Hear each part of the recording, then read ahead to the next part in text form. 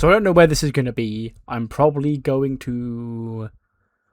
This will either be stuck on the end of Raw or the beginning of ECW. And I'm probably going to pick the beginning of ECW. But I forgot we're now in July, which means we're now halfway through 2025, which means we can go through the halftime year awards. And, you know, they're always fun to look at. So, as you can see, currently, male wrestler of the year so far is Cody Rhodes, which, I guess, he's average rating is an 89, so I guess that makes sense, and his lowest rating was a 65, which is when he got loaned to TNA, where Dolores Hughes, Cody Rhodes, and Pete Williams defeated Josh Alexander, Justin Turnbull, and William Brady. Sure. But other than that, he is batting basically all blues, other than Iron Survivor and a match that had the Guns in it, so yeah, whatever. It doesn't say women. It doesn't say female wrestler of the year. Oh, it does. All the way down in 11th. I don't know why, but I'm going to click that now. It's Utami. Okay. She's only had blues. Oh, yeah, okay. Sure. Like, I didn't expect her to be that high. Obviously, she made it in WrestleMania, so... Yeah, but I thought it would have gone to EO. What is EO's, like, stats looking like? Like, how far off is she? She's got a 90 average. But she has got a lower low with this 76 and this 84. She's had 2 greens, whereas Utami's only had blues, I guess. But, oh, her average is a 92. Okay, never fucking mind. Yeah, I get it. But EO obviously will be in more main events for the rest of the year, so she probably will have a better second half of the year, so EO may end up taking that from her at the end of the year, but I didn't realize Utami was doing so well. You know. Sure, good for her. Company of the year is, of course, WWE. It's never going to not be, like, I'm Titanic, I am, you know, where's the size thing? I'm 100s all across the boards, basically, apart from Tasmania, apparently. They don't love the Fed that much down there. But, yeah, it's just always going to be me. Like, AEW, I think, is, like, I've gone in the back rooms and, like, tried to help them out because I want some competition. And they are getting better, but I still think that they're just never going to be as good as me. They're never going to. Male Tag Team of the Year we'll do first. It's the Young Bucks. I say that AEW's never going to do as good as me, but they have Tag Team of the Year, which I guess makes sense. I don't even know who the Male Tag Team of the Year would be for me so far. Maybe Fraxium, maybe the Guns. I don't know. Motor City Machine Guns, obviously not Austin and Colton. Female Tag Team of the Year, probably Cora and Roxy. If I had to guess, it's from me. Yeah. It makes sense. Match of the Year. LA Knight, Adam Cole, Gunther, and Bronson Steiner. Oh, yes, of course. The Shadow Sudden 100 that happened on an episode of Raw. Show of the Year, WrestleMania Night 1. Male Young Wrestler of the Year is Ramon Diaz. Where does he wrestle? This was in CMLL. He's pretty good. He's written to CMLL until February, you know. Maybe I can take him for AAA when his contract comes up. Who knows? Roxy is Young Female Wrestler of the Year. Male Veteran Wrestler of the Year, CM Punk. Fair. What is his average at? 95. Oh, Jesus Christ. Okay. Yeah. Sure. Definitely. Candice is Female Veteran Wrestler of the Year. I'm gonna be honest, I probably don't expect her to not be. That's even with these matches here as well. Like, she'll probably keep that all year if she keeps up her current. There's the Female Wrestler of the Year. Male Independent Wrestler of the Year is El Hijo de Pirata Morgan, who's obviously unemployed because he's an independent wrestler. His stats are pretty good. You know, maybe this guy will come to AAA soon. Who knows? Female Independent Wrestler of the Year is Casey Catanzaro. Sure. She's got a little bit of the Fed pop, and she's doing okay. Michael Hayes is retired. Oh no, anyway. Yeah, CU4 well, see you for ECW regardless, whether this is the end of Raw or the start of ECW. But yes, those are the halfway point so far. Cody and Utami taking home the awards. Hello. Then. Now. Down to the queens. Episode number 500. Forever. Looks like hell froze over. Without any more further ado, Together. let's jump straight into the show. Hello, welcome to episode number, I think it's 176 of the TEW9 Challenge Run. We're here for ECW for July 1st, 2025. It is the go-home show ahead of Money in the Bank on the ECW end. And yeah, tonight we are going to find out ECW's final two Money in the Bank participants. The women's match is a fatal four-way. Rhea Ripley, Tatum Paxley, Naomi, and Kathy Cool. And all of the drama that comes with those four right now. And a fatal four-way main event for the men's will be Kevin Owens, Pistolero, Otis, and Kylan Rodgers, with the winner of that joining the Money in the Bank. Of course, Finn Balor and Asuka already in for ECW. And I believe that was the only things we had announced ahead of tonight. We do have more to get to for this ECW show ahead of Money in the Bank. So without any more further ado, let's jump straight into the show. We start the show with Jacob Fatu. He's storming out from the back. I imagine he's got an eye patch over his eye or whatever after he had a fireball thrown in his face last week. Security and stuff trying to hold him back and stop him storming to the ring, but he shoves past and storms away and goes, give me a microphone. He takes the mic and he goes, Aleister Black, bet you thought you were real funny, huh? Bet you thought you were real clever. What you did last week, sticking that girl on me, sticking fire in my face. Okay? 'Cause you ain't. Let me tell you that you ain't done nothing smart but piss me off, which is gonna be the biggest mistake of your entire career. So I know what it is you want from me. You want to be the champion. You want to be ECW World Champion? Well, fine by me. Name the time, name the place, and you and I can do the dance. One time only for this. Yada I mean. And then we hear, Aleister Black clapping on the Titantron. And he goes, congrats, Jacob. I understood that what I did and what Kelsey did last week was going to light a fire, quite literally, inside you. And that's the fire that I want. Because I want Jacob Fatu, the Samoan werewolf, to be on top of his game when we inevitably clash. Because I didn't come back just to be ECW champion. I came back to take the ECW championship from the strongest champion I could possibly take the championship from, to prove that after all this time, it wasn't Aleister Black who came up short. It was the House of Black, and that any world champion who wants to do this is better to do it alone, which is why I commend you, Jacob, coming out here alone tonight. You're a family man. We saw that with the Wyatts playing games with you. Your family, like your entire bloodline, it's a bit of a red button for you, isn't it, Jacob? If you're supposed to be this big, scary, dominant monster, but one person puts a finger on your family and they awaken this beast, this Samoan werewolf that you wish you could contain. Well, I invite him out, Jacob. I want to see him. Let's see the werewolf.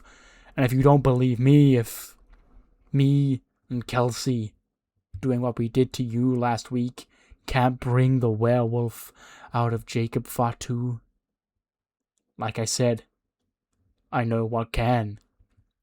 We sort of pan the camera down and Solo is laid out. And obviously Jacob, again, his family's been messed with. And A pissed off Jacob Fatu, he storms to the back. Security again trying to stop him. He throws them aside again. And he storms to the back looking for Aleister Black, who was laid Solo Sikoa out. And yeah, that's going to get under Jacob Fatu's trigger. He is, the Samoan werewolf, but you do anything to his family and he's going to fucking be pissed. So Aleister Black better watch out. 72-rate opening tag match. Joe Gacy and Jake Something with Sean Spears by their side pick up the win over Shibata and Hook. Gacy pins Shibata in 11 minutes 07. 69 for Hook, 53 for Shibata, 70 for Jake, and a 61 for Joe. So yeah, nice little win as the momentum continues to roll for this new alliance, this new tag team after they got the upper hand over Corbin and Dijak last week. And Sean Spears takes the mic after the win. He goes, "Ladies and gentlemen, a new generation of tag team wrestling is upon us. Two young lions calling themselves the Labyrinth hold these tag team championships, and these boys, they may think they're a mystery. They may think they're tricky to figure out and prepare for, and that's why they think they are this labyrinth. But I've traveled far more convoluted paths than any labyrinth Nathan Kelly and Drake Chambers could throw my way. It doesn't matter how many obstacles you put at us. Jake Something, Joe Gacy, two men who were lost, now have their purpose. And it's not going to take a labyrinth to get them lost, because they've got me as a guiding light, and now they are on top of this tag team division, and with me by their side, they'll always have the final say." That's when the Labyrinth do come out, and they go, "Spears, we're gone 1 week, and already you're trying to poke the bear and try and instigate us into defending these tag team championships, because little did we know, we were warned for all these years that finding and getting a hold of our prize was one thing, keeping it is a whole other thing, and there is a hell of a lot of young talent on this tag team division. We know we are them. But we didn't come this far just to find these holy grails. We came this far to make sure they stay with us. So you can come out here and give whatever monologue you want to give. These are the facts. We are the tag team champions. You are not. And if you just want a shot at stepping to us, trying to, as you say, solve the puzzle that is the labyrinth, take the first swing. Because we'll swing back, and we'll swing back as hard as we did when the Wyatts thought they had us figured out. Because you may think you have the final say, but these championships were missing, and we had our spot on our mantelpiece to show off our prized possession this whole time. And we ain't giving them up to two losers so soon. So next week, Spears, bring your boys. We'll bring our boys. And we'll see who these really, truly belong to. So yeah, next week, the Labyrinth make the first defense of their championships, defending against Jake Something and Joe Gacy with Sean Spears in their corner. And they get an interview. Kelly Kincaid is backstage, and she goes, "Ladies and gentlemen, my guest at this time, she's requested this time to speak and, express her thoughts. Nene Arizawa." She steps into frame. And she's wearing, business clothes. Well, not business clothes, but, sort of, for lack of a better term, dressed like a hitman or something. And she walks into frame, she goes, "Nene, you came up to this WWE roster alongside Kathy and the rest of Next Gen 2 years ago, and you were supposed to breed the next generation of women's wrestling together, but last week we saw that friendship that group, that trust, crack. And everyone wants to know why you did what you did, both at WrestleMania and last week. And Nene goes, first of all, we were supposed to be the next generation together. But that together stopped being together once Kathy started going solo and forgetting about all of us, throwing us all to the wayside for her own success. So if I couldn't rely on Kathy to help my career anymore, I took matters into my own hands. I started putting adverts out, putting my face out there for any kind of work. Anyone who needed Nene Yarazawa's help. And the first person to take my call was Naomi. I want to get this out of the way right now. Myself and Naomi, we are not friends. Myself and Naomi are merely temporary business partners. Because Naomi paid me well. And Kelly goes, well, what's that mean? And she goes, what it means is, I'm done with friends. I'm done with allies of any kind. If you need me to take someone out or do a job, pay me, and I'll do that job. Naomi paid me quite handsomely to take out Shantae at WrestleMania because Naomi knew that she should be the $1 million champion. Naomi paid me just as handsomely to help wipe out my own friends who thought I was close to them. But I dropped them the second that dollar bill hit my bank account. And Naomi, if she needs me again, she knows where to find me. Anybody else knows where to find me. My services are available if a job needs doing. And then Naomi does walk into frame. She goes, hey, first of all, I don't like the tone of voice you're using when talking about me. But first of all, I can say it publicly now in front of Kelly. Thank you for WrestleMania. It ended pretty well for me, if I do say so myself. But here's the thing about payments, Nene. The next one is always right around the corner. And I know old Kathy Cool, your old best friend, the woman who forced you to take up this life, she's going to want to get revenge on you after what you did last week, or what you did to the rest of next gen, what you did to Shantae at WrestleMania. So I say, she sort of like slides money out of like her pocket or whatever and goes, as the $1 million champion, you know, I'm hardly strapped for cash right now. She goes, I'm going to need some help tonight stopping Kathy winning this Money in the Bank qualifier.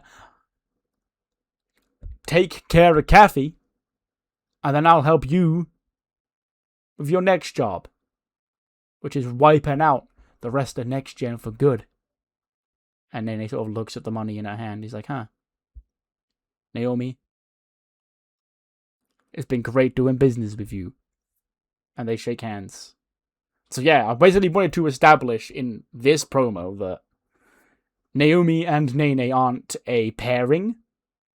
Nene, is going to be more like, you know, a hired gun for, you know, the highest bidder. So, whoever needs someone being taken care of, like, this is based on, like, I think it was Omar who did, like, a thing, like, an interview once, where he was like, if anyone needs me, they can pay for me, and, like, whatever. And I've wanted to take on, like, that sort of character for a while. So, Nene's going to be it. She's going to be like, you know, something needs sorting. The fixer, basically. And, you know, something needs sorting, pay me money, and I'll do it. Because she got abandoned by Kathy.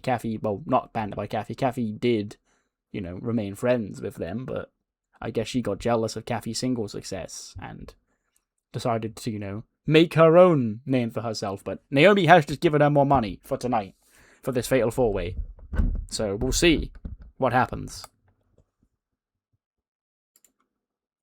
77, pretty good. I think that's better than any match Sheamus and Moose had.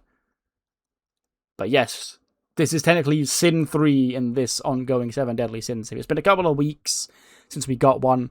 Like I said when I first started it, because doing 7 straight Sheamus versus Moose matches would be kind of boring. We are going to sharpen them up a little bit, shake things up. So Apollo steps in for this Sin against Sheamus. And he does get the win thanks to Moose being at ringside, because I guess he's outnumbered because Moose is out there and Apollo is obviously in the ring. 68 for Sheamus, 71 for Apollo Crews. After the match, Moose raises his apostle's hand and he looks down at Sheamus and he continues to put the boots to Sheamus. He grabs the necklace. He starts trying to choke Sheamus out with the necklace. The necklace that started this whole thing. When Cesaro runs out from the back, he goes wild. He hits the Cesaro hot tag sequence on both men. And he grabs Moose. He goes to hit him with the neutralizer. Apollo pulls him out from the ring. And Cesaro stands when he gets the crowd all fired up. Sheamus slowly gets to his feet. Him and Cesaro have a look around. They look at each other. They sort of smile and nod at each other. They strike a pose. And Cesaro seems to be the equalizer for Moose. Or for Apollo Crews even, in this 7 Deadly Sins series going on between Sheamus and the Messiah. So yeah. We then cut backstage. Jacob Fatu's story and goes, "Where's Aleister Black? Where's Aleister Black?" And then everyone's like, "I don't know, I haven't seen him. And he spots, Kelsey sort of steps out into the hallway. She goes, "You looking for somebody?" Jacob spots her. She storms into whatever room that she came from. As soon as he gets in there, the lights are off. He flicks the lights on. Bang! Kelsey fireballs him in the face again. Jacob goes down. And Aleister Black squats over Jacob. He goes, "You're an easy man to bargain with, Jacob. Saturday night, let me take that championship home with me." And then him and Kelsey sort of just walk away. So yeah, Aleister Black has made it clear. Money in the Bank, he wants Jacob Fatu. 79, I was kind of intrigued how this match would score, because there's a lot of moving parts involved here, but 79, I'll take that. That's pretty good. So it's Naomi, Kathy Cool, who obviously have their heated rivalry, and it's also Tatum and Rhea, who have their heated rivalry in a fatal 4-way. And it's Tatum Paxley who scores the win to advance to Money in the Bank. And as you can see, there's a lot of words out here. So, here's what goes down. Tatum comes out with Hams and Shotzi by her side. And Kathy comes out alone. Naomi to start with comes out alone. Rhea comes out alone. And because it's no DQ, the Outcasts, they sort of start getting involved and start being an irritant at ringside. And trying to grab Rhea's legs from outside the ring and, doing shit like that, just being irritating.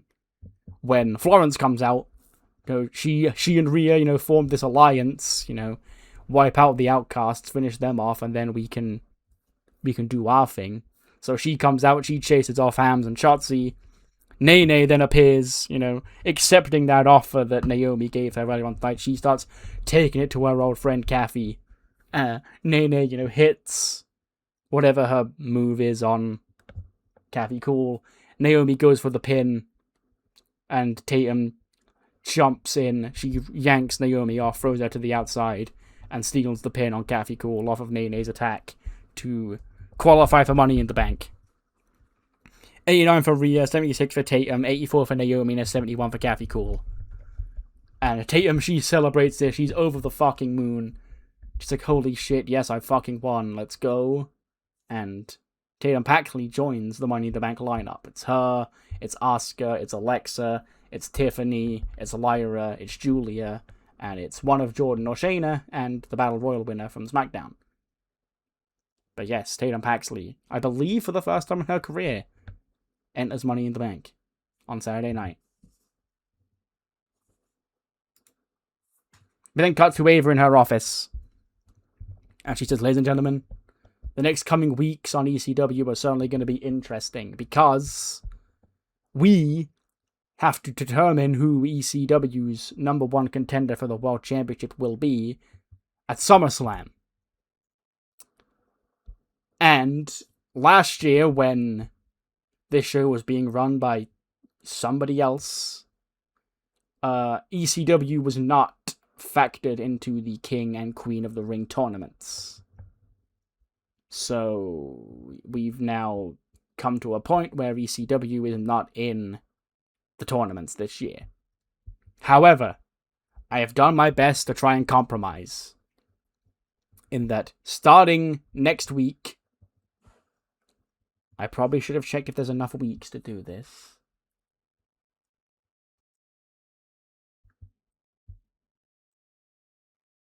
Yeah, I think there is. It's fine. If I do 2 a week, I think it should be fine. Maybe 3 a week. Yeah, there's a 16-man tournament. The brackets will be randomized. The top 16 names from ECW will compete in a men's tournament, with the winner being dubbed ECW's King of Extreme and will challenge whoever the ECW World Champion may be at SummerSlam. So stay tuned for updates on the ECW King of Extreme tournament to determine our next challenger for the World Championship. So the shoot reason is because I fucking hate the idea of a triple threat King of the Ring final. Like, that is just something that just irritates my brain to think about. So, that's why last year Russo took ECW out of the King of the Ring, because I don't want to do a fucking three-way King of the Ring final. And I had to try and find a way to not do ECW and King of the Ring again this year. So, we'll just say that Russo not putting ECW and King of the Ring last year was permanent. So Abels had to come up with an alternative, which is a 16-man tournament starting next week. And the winner of that will challenge for the ECW World Championship at SummerSlam. The women don't get one because in kayfabe, you know, there's not enough room to do both, I guess. And, well, we sort of have an idea of what the women's stuff is going to be heading into that show, so yeah. Maybe we alternate, actually. Maybe this year, yeah, I kind of like this. I literally just think of this on the spot right now. This year we do King, next year we do Queen, and the year after that we do King, the after that we alternate every year who gets the tournament. Like, I think that'd be fun. But yeah. King of Extreme tournament this year. Winner faces the ECW World Champion at SummerSlam. Then got backstage. You know, Nene, she's, you know, dusting off her jacket. She's counting her money when we hear Kathy shriek and go, hey! She goes, hey, what's that, huh? What, you're just gonna walk out and not even explain any of this to me? Okay, after all these years, you and I together, I don't have to explain anything to you, okay? You got 3 other girls who are willing to bow down to you and, you know, be at your beck and call. Dare one other girl try and make a little cash on the side? She goes, this whole time, you attacked us. You took us out. You let me take the heat for something you did at WrestleMania. And Nene goes, I guess I did. Oh well, I got paid for it. And then Naomi walks into the family and goes, what seems to be the problem here, Kathy? You don't like it when people turn their back on you? Nene never turned her back on you. She was never on your side. Okay? She goes wherever the millions of dollars go. And as long as I've got this belt, I've got millions of dollars. So, we are in agreement here that Nene can't be business mode all the time. Nene needs to occasionally step back and do something for herself. I'm not saying for free, but something for herself. So how about it? Me and Nene against you and a partner at Money in the Bank. Kathy goes, me and one of my girls against you two, fine. Anything to finally get my hands on you and, Nene, I hate that it had to come to this, but guess you're not the girl I thought you were. And then he goes, great. Oh, and just one more little thing. Yeah.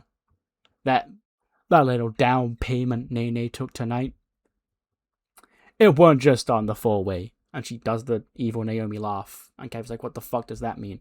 And then we just see in the background doctors coming out of the next gen locker room. Samantha, Lucy, and Tracy all beaten up, knocked out. And, Kathy looks distraught that this has happened to her friends by someone she considered one of her friends, one of her family members. So, she has accepted a tag team match. Her and a partner against Nene and Naomi, but doesn't look like any of the next gen girls are going to be able to make it. 71-way tag match. Mina and Lola, the new duo. I've dubbed them the Temptation because, gimmick. They're against the Page Sisters. And the Page Sisters pick up the win because Zoe Stark's out there. Shenanigans. 69 for Mina, 51 for Lola, 59 for both the Page Sisters. Nice little win for them. After the match, Zoe is celebrating with her new girls. Thunder Rosa comes out, and she chases Zoe Stark off. Thunder, of course, has been, sort of allies with Mina and Lola recently. Just be yourself, And she dares Zoe Stark to try and tell these women how to live their life. And all that shit. Next week, we're coming off Money in the Bank, and it's going to be a pretty stacked episode of ECW because we have now learnt that the King of Extreme tournament will begin. I haven't got the bracket for that set up just yet, but obviously I'll let you know which matches next week will be a part of that tournament. But outside of that, we do have an ECW Tag Team Championship match, as the Labyrinth, Drake Chambers, and Nathan Kelly will face off against Sean Spears' new duo of Jake Something and Joe Gacy, and just signed off now, Thunder Rosa and Zoe Stark, one-on-one, next week here on ECW. And moving on to Money in the Bank itself, we now know 2 ECW matches taking place on that show, the first being Jacob Fatu defending the ECW World Championship against Aleister Black, after Aleister Black got in his head earlier on tonight, attacking Solo Sikoa, baiting Jacob into his room where he had another fireball thrown in his face. So who even knows if Jacob's going to be able to make it for that match, and he's going to have like one eye that he can see out of. Plus, a tag team match now confirmed. Naomi and her hired gun, I guess, Nene Yarazawa, will face Kathy Cool and a tag team partner in tag team action. And it doesn't look like it's going to be anyone from Next Gen that can make Money in the Bank. So yeah, Kathy will have to maybe try and find a partner, or maybe have to go it alone if she can't. She did make a fair few enemies with Next Gen, so I don't know if anybody's going to rush the team with her. And we don't yet know who the men's representative will be in Money in the Bank, but we do know that Tatum Paxley will be in the women's Money in the Bank ladder match. She joins Alexa Bliss, Asuka, Julia, Tiffany Stratton, and Lyra Valkyria in that match. 2 spots remain. We'll find them both out on SmackDown this Friday. We then cut backstage to Stephanie Vaquer. She's pissed off. She just sat there, sat on a chair backstage, just minding her business with a fucking pissed off face. She steps up, she gets into the camera, she goes, Asuka, congratulations on qualifying. I hope you do well. After Money in the Bank, I'm coming for you. I'm coming to get revenge for how you've attacked me ever since I came to ECW. And then we hear, like, celebrating from off screen, and then Tatum walks in and goes, oh, here we go. See, don't talk to her, talk to me, okay? Me. I won. I finally managed to do it, girls. All three of us are going to Money in the Bank. I when I came back and Mommy came back, and I thought I would never be able to find myself ever again. But all it took was ditching Rhea and helping you girls. And now you get to stand side by side with me as I climb Money in the Bank. And I win that briefcase, and I can cash in and become ECW Women's Champion whenever I want. I become the most sought after, most watched, most terrified of women's wrestler in this company, because I've got a briefcase that entitles me to success. For the first time in my career, I will get to be in control. I can win. For me, for myself, and for you too as well. And Stephanie sort of steps up and goes, hey, I was sending a message. Tim goes, I was celebrating Money in the Bank victory. I know that you lost to Asuka, but it's okay. If you're down on your luck, you can always join us. I helped these girls. You seem pretty down on it right now, Steph. I'm always waiting with open arms for lost souls like you. And then they walk off, and Stephanie sort of just glares at them as they walk away. 82 rated main event. A lot of reds. Kylan Rodgers is the only person who didn't get dinged for something in this match. Otis has a stale gimmick. Kevin Owens was visibly tiring, and Pistolero was coasting. Okay, sure. So, I guess I picked the right winner. Kylan Rodgers scores the win. I know he could do it, so I'm going to pitch it as the finish. He picks up Otis and hits him with a brainbuster to win. 77 for Kevin, 93 for Pistolero, 73 for Otis, and an 81 for Kylan Rodgers. So yeah, we didn't obviously get him on the graphic because we didn't know it at the time, but Kylan Rodgers does join the men's Money in the Bank ladder match. He'll be alongside John Cena, Bronson Steiner, Dominic Mysterio, Andrade, and Finn Balor. And speaking of Finn, he flies into the ring with a shotgun dropkick. He takes Kylan Rodgers down. He goes up top. He hits a coup de grace. You know, he stands tall. He sort of just glares up at the briefcase. We're not doing the spot where he climbs and pulls the briefcase down. He just sort of just glares up at the briefcase and like just nods at it as Finn Balor stands tall to end ECW. 83 rated show. Sure, you know, we're spinning towards Money in the Bank. We've got a lot of stuff to fit in. And yeah, what matters more is what you thought of the show. Do let me know in the comments below. And I'll see you next time for SmackDown and their go-home show, where the final, I guess 4, technically 2 in each match, spots in Money in the Bank will be determined and filled. See you then.